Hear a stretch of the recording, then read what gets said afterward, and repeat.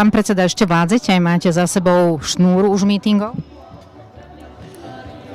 Keď sa pozriem na atmosféru kampane v roku 2023, tak mi výrazne pripomína kampaň v roku 2012.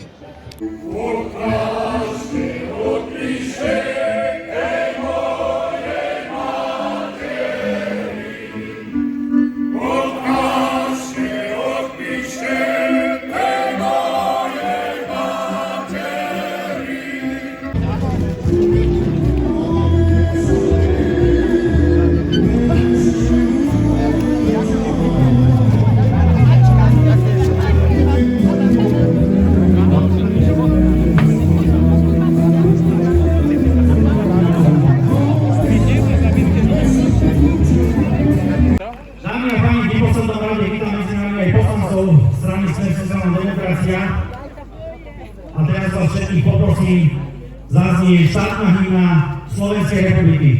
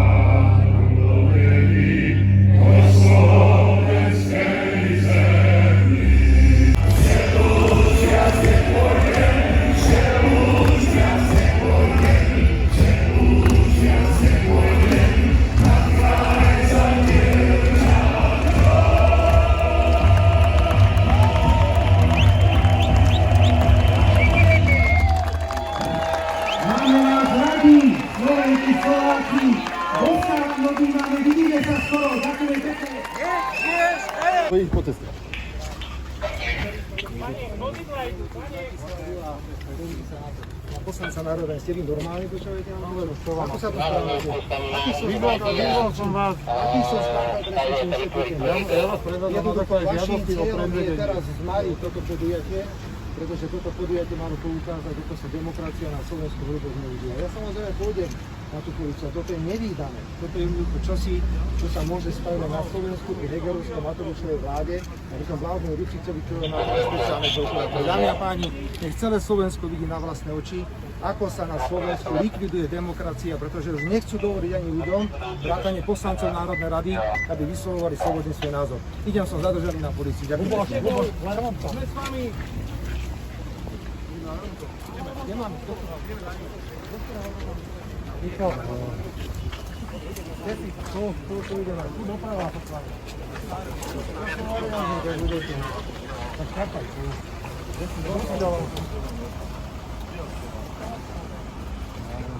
váš kolega mám občanský preukaz, ja mám. My máme. Tam chcete odviesť pána predsedu? Na Hermontovu. Poďme na Hermontovu. Ste spotili osobou, hej? Pani príslušníci. Nevydané.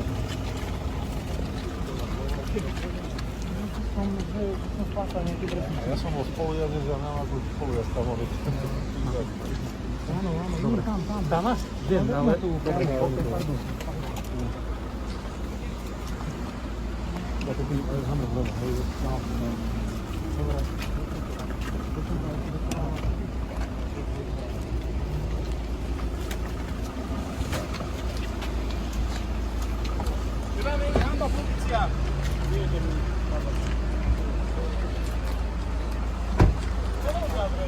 Zabudli ste zahajlovať.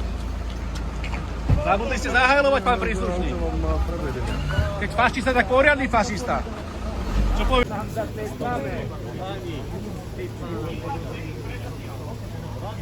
sme vás volali, ale jeden sa bude volať. 230. Viete, koľko ľudí tam bolo pri tom? Tak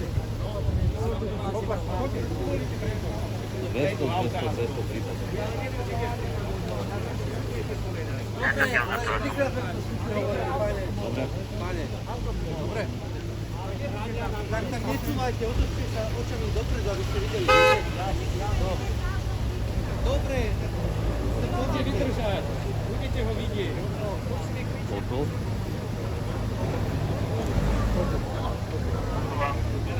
Tak to treba tých ľudí podržať.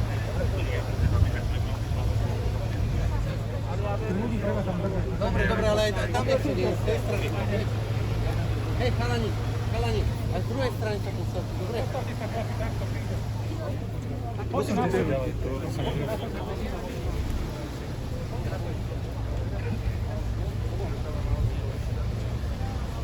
všetci takto.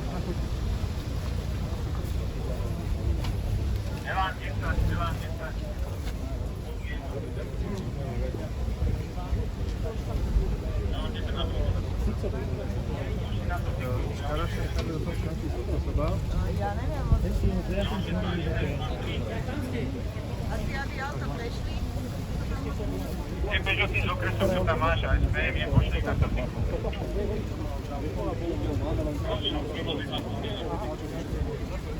Idem sa do auta.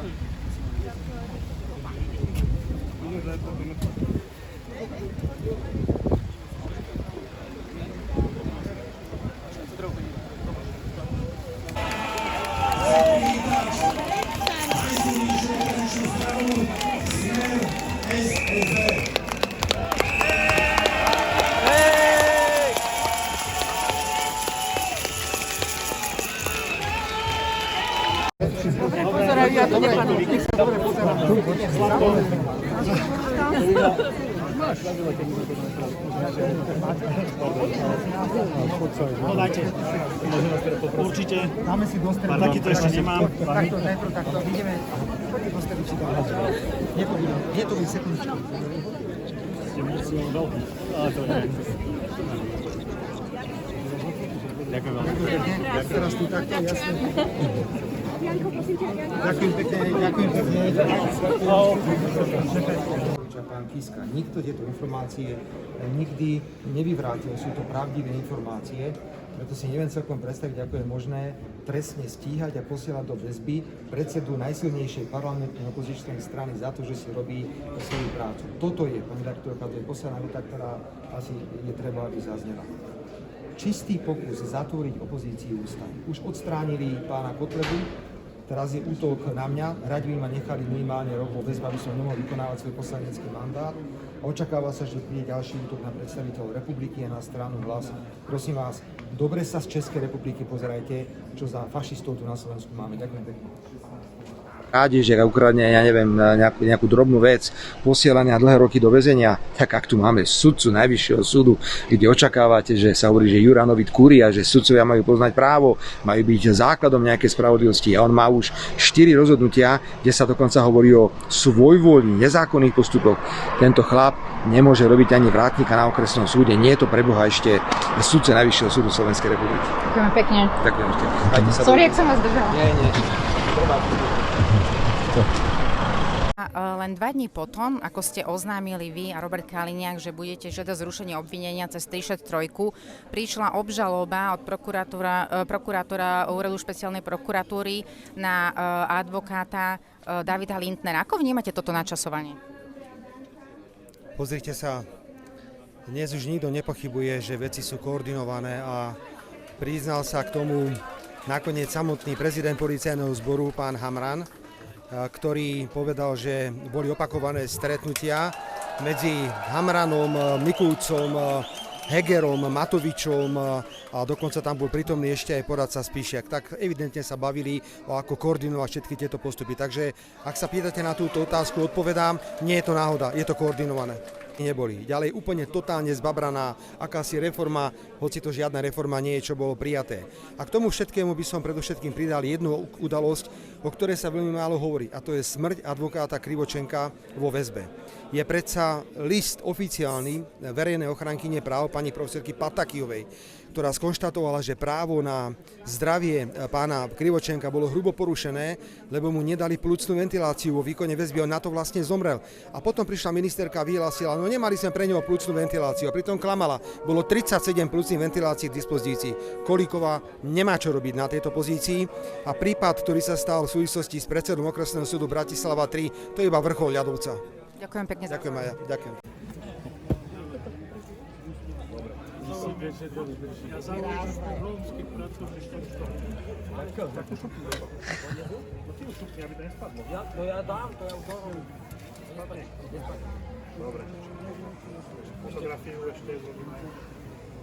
Minister na dnes oznámil, že dodávame húfnice Zuzanu na Ukrajinu. Dá sa zabezpečiť mier, keď dodávame zbrane na Ukrajinu? Prepáčte, teraz to trošku nadnesem, možno by bolo najlepšie, keby sme poslali jednu jedinú Zuzanu, ktorú máme zo Slovenska na Ukrajinu. Viete, koho mám teraz na mysli? Ešte mimo výjdu títo páni, my sa zákonky nachystáme a my vám ešte chvíľku budeme hrať. Tu je otvorené. Je otvorené. Pán Fico. Je otvorené. Aj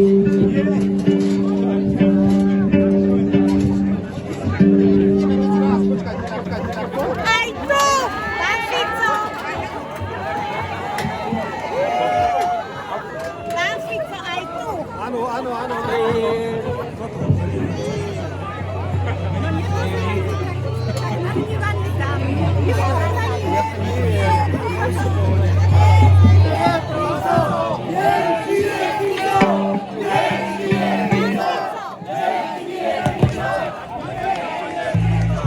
Predseda, ak môžem dve otázky na kameru. Nie je vám divné, že Slovensko bolo číslo 1 v pomoci Ukrajine a nastala bohužiaľ táto situácia, že useknutá ropa z Ukrajiny? Nie je vám to divné? Pani redaktorka, Zelenský, on netuší, že čo všetko Slovensko dalo alebo nedalo. Ešte jednu otázku by som chcela. Čo hovoríte na to, že niektorí sudcovia vidia očistú justície tak, že sudca sudcu nazýva s prepáčením sviňami? Áno, zachytil som to samozrejme. Nemôžem komentovať situáciu vo vnútri justície, pretože nepoznám všetky pomery. Fakt je ale ten, že okrem tej drvivej masy sudcov, ktorí sa snažia ísť podľa zákona, robia tak, ako majú robiť. Sú tu individuá v justičnom zbore, ktorí doslova kazia meno tejto inštitúcii. Sú to ľudia, ktorí slúžia tejto vládnej koalície, ktorí robia neuveriteľne špinavú robotu. Ale takto vrie, pani redaktorka, takto vrie aj tam, v tej justícii. Takto vrie na polícii, takto vrie na prokuratúre, že to vybuchne ako atomová bomba. A možno to bude dobre, lebo bude potom čo upratovať a sa to uprace tak, ako sa to upratať má. On to považuje za prirodzené, že celý svet mu dáva. Ale on si to neváži. On si povie, je vašou povinnosťou mi dať a ja sa rozhodnem, ako na to budem reagovať. A teraz sa mi hodí ako prezidentovi Zelenskému vypnúť ruskú ropu.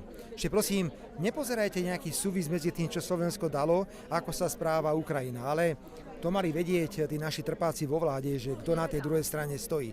My máme s ukrajinskými predstaviteľmi veľmi zlé skúsenosti z minulosti a bolo evidentné, že táto situácia musí prísť.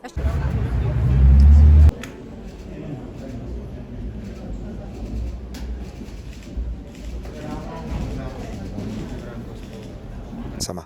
Pán Fico, novinári vás nemuseli, keď ste boli vo vláde ako premiér. Je evidentné, že vás nemusia teraz. Bolo to vidno aj na pani Dybákovej, bolo to počuť aj dnes u pani Jančkárovej, keď ste sa snažili niečím argumentovať alebo hovoriť o tej zmluve s firmou Gerulata, tak argumentovala iným spôsobom, ako by ich chránila. Kde je podľa vás chyba? Prečo vás nemajú radi?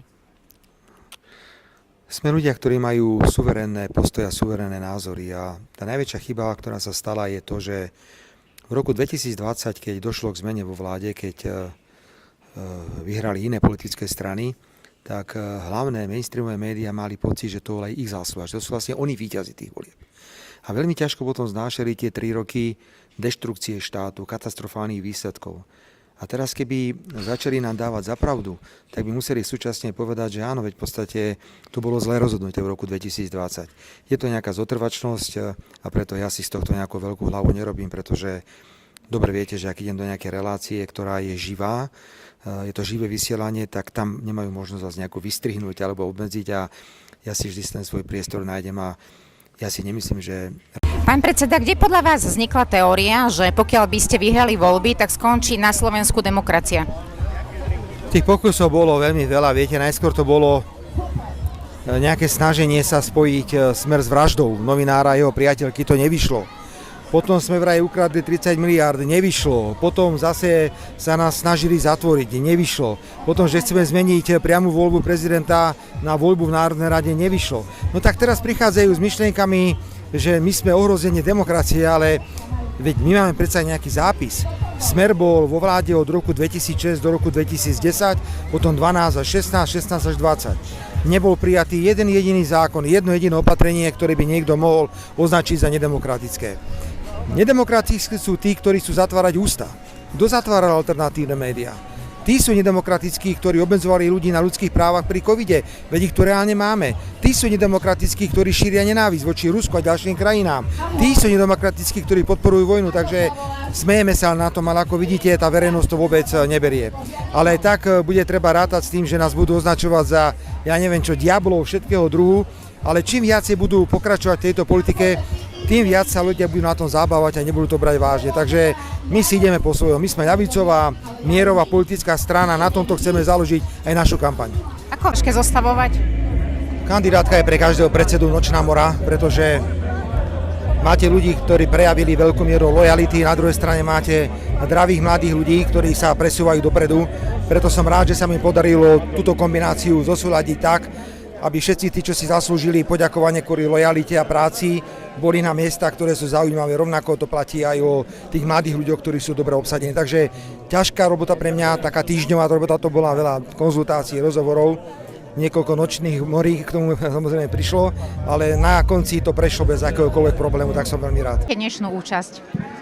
Ja si myslím, že to bolo podujatie, ktoré najskôr mohlo ľudí odstrašiť kvôli počasiu, pretože stále hlásili, že bude pršať. Ale ja som nadšený. Viete, takto nejako vyzerá celá naša kampaň. Pokiaľ ide o atmosféru, pokiaľ ide o ľudí, tí ľudia hovoria a myslia si niečo úplne iné, ako hovorí Markíza, Denník N, Aktuality alebo Smečko. Tí ľudia sú úplne niekde inde. Pokiaľ ide o nastavenie, pokiaľ ide o hodnoty, tá krajina sa nestotožňuje s tým, čo mainstreamové médiá robia. A toto bola taká dobrá vzorka, vidíte, že ľudia sa k tomuto sviatku hlásia, preto ja môžem každému len poďakovať, že merali cestu sem dozvolená. Ešte by som sa chcela spýtať na bojkot tých médií, hlavne Markízy. Ja som to zopakoval, Markíza je nedôveryhodná televízia, pretože bola pri falšovaní hlasovania Juraja Blanára, nazvala nás, že sme dezoláti a ďalšie veci.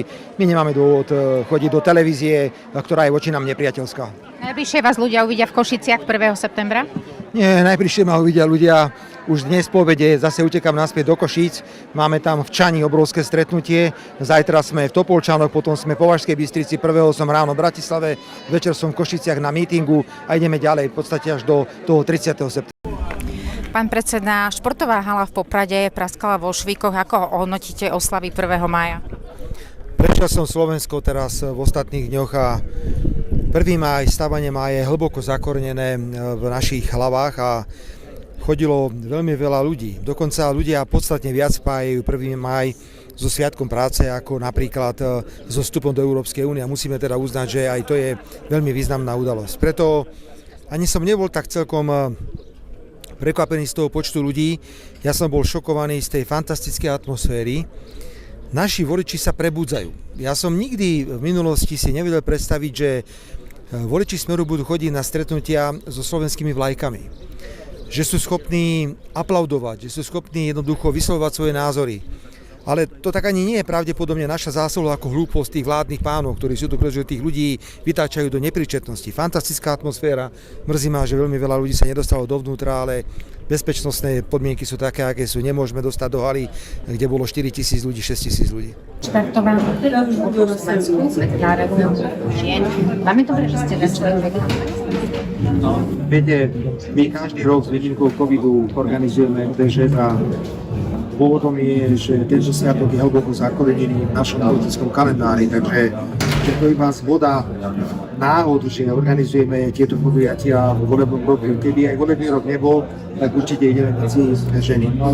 Čaká mňa osobitne stretnutie asi 20. Bolo veľmi stručne, ja som chcel ísť do nadačnej oblasti a chcel som sa venovať sociálno-demokratickej nadácii, ktorá by podporovala Smer z boku, pokiaľ ide o medzinárodnú politiku, pokiaľ ide možno hodnoty strany, ale tak trošku, aby sme ich chránili a strážili ten charakter toho Smeru, ktorý v roku 99 bol založený. Potom urobil Pellegrini a spol to, čo urobili. A možno, že niektorí dnes to ľutujú, ale už je neskoro. A ja som sa musel rozhodnúť, pretože veľa ľudí sa na mňa obrátilo zo Smeru, že preboha, snáď to nenecháme teraz tak, ako snáď tú stranu, ktorá sa dostala do klinickej smrti, neobetujeme len kvôli tomu, že niekto sa neobchá do kože a išiel si založiť vlastnú politickú stranu. Tam padlo rozhodnutie a keďže to rozhodnutie padlo, ja nemôžem robiť prácu na polovičku, to nejde, tak buď to robím, alebo to nerobím. Takže som to zobral do rúk znovu. Bolo to kritický rok ten prvý, teda hlavne ten 2020, ale potom to už išlo. Sme vedeli, že za prácu budú aj konkrétne výsledky, takže nie, že som nabudený, ja som aj namotivovaný. Som namotivovaný, dobre sa cítim, som v dobrej fyzickej kondícii, takže ja sa teším na ten súboj, ktorý nás čaká v roku nielen 23, ale pravdepodobne ten volebný až v roku 24, pretože oni nechcú predčasné voľby. Mali by ste ambíciu byť opäť premiérom? Teraz môžem potvrdiť len to, že mám ambíciu byť volebným lídrom Smeru. A klame každý politik, ktorý ambíciu nemá a tvrdí, že on už nechce byť nič a niečo podobné. Pokiaľ by Smer vyhral voľby, o čo sa usilujeme a čo vidím dosť pravdepodobné, a budem volebný líder, tak minimálne formálne prevezmem povinnosť na zostavenie vlády a pokúsim sa o to. Či to bude možné, ja neviem, pri tomto nasmerovaní Pellegriniho na progresívne Slovensko a SAS. Ale ani v roku 2016 nikto neveril, že dáme dohromady Maďarov, teda mám na mysli Most Híd, Slovenskú národnú stranu a Smer. Takže ambícia patrí do výbavy normálneho štandardného politika, že moja ambícia v tomto okamihu vyhrať voľby, byť volebný líder a pokúsiť sa o zostavenie normálnej, stabilnej vlády. Keď nie, pôjdeme do opozície a počkáme si na mohutný, dobrý výsledok v tých ďalších parlamentných voľbách. Pán Fico, ďakujem za rozhovor. A ja ďakujem za pozvanie a držím vám palce. Ďakujem.